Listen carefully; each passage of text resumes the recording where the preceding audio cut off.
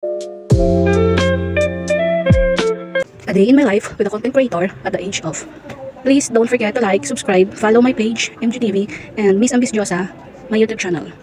Umagang kay ganda, no matter what. So ayan, good morning guys. Tayo na at gumising at humikap. Charot.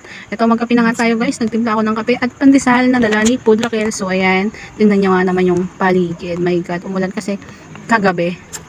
Ayan, ang dami na namang dahon. So labandera tayo ngayon. Samahan nyo akong maglaba.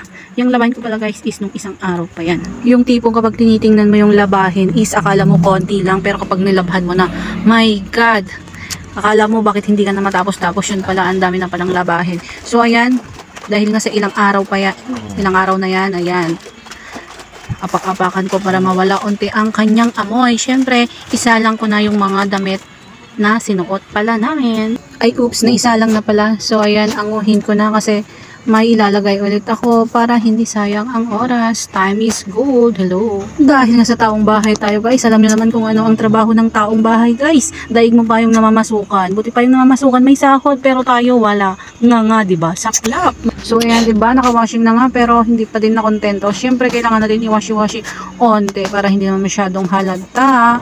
So ayan, may mancha nga pala guys, kaya nagbukas ako ng para sa puti at saka para sa dicolor. So ayan, o diba, yung Zonrox ko nga pala guys is binutasan ko na lang siya ng karayom para naman tipid. O diba, magsalang ulit tayo para mabilis.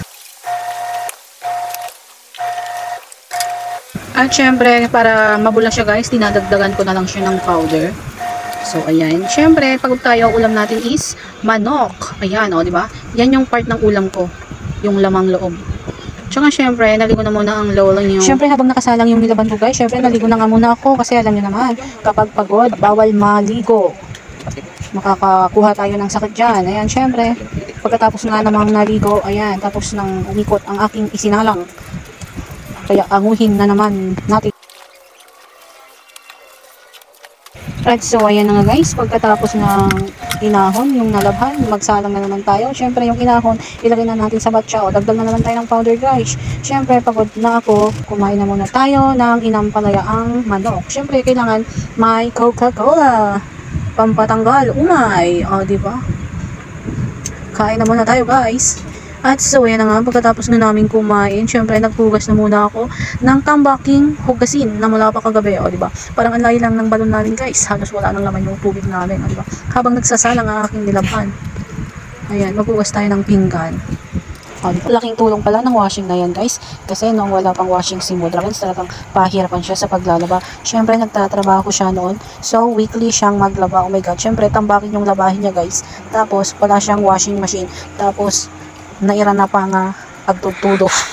Pahirapan din sa pagpapatuyo ng damit. Kaya yun, naisipan niya na kumuha ng washing machine na kahit hulugan, o diba, pagsahod niya, isinuhulugan niya. Sa awa ng Diyos is natapos na niya guys. So ayan, congratulations kay Food Raquel. So ayan, nakikita niyo guys, yung nasa likod, my God, hulugan pa din yan. O diba, thankful na lang kasi kahit pa paano nakaipon-ipon kaunti ng gamit nang dahil sa utang. So ayun, pag malaki natin guys na may utang tayo. So ayan, kung updated ka sa last video ko, ayan, sa huli niya is galing nga kami sa Adesa kasi due date niya. So mga bilang ko guys is mga 9 months pa nahuhulugan ni Food Raquel yan. So diba, medyo matagal-tagal pa nahuhulugan yan. At syempre naniniwala ako sa kasabihan na kung para sa'yo is para sa'yo. So ayan guys, nakailang udlot na nga na hindi kami makabayad dahil nga hindi naman tayo mayaman. O diba? Pero sa awa ng Diyos, nakaka-survive naman kahit paano. Kaya thankful tayo sa Ama. At syempre, naniniwala rin ako sa kasabihan na kapag gumalaw na ang Diyos, my God, wala nang makakahadlang. God is perfect all the time. Kaya yung nagsasabing choice mo, yung nangyayari sa buhay mo is, I said no. Kasi kahit anong gusto mong abutin, yung gusto mong abutin, kung hindi naman ipagkakaloob sa yon ng Diyos, wala din. So ayan, pag-pray na lang natin yung gusto nating mangyari sa buhay natin. Kung hindi naman binigay sa atin, may reason ang God. So ayun, kung anong meron tayo ngayon, i-push mo lang. Syempre siguro may naghihintay pa na para sa'yo. Yun. Thank you for watching guys. Don't forget to like, comment kung anong masasabi mo, and share na rin this video.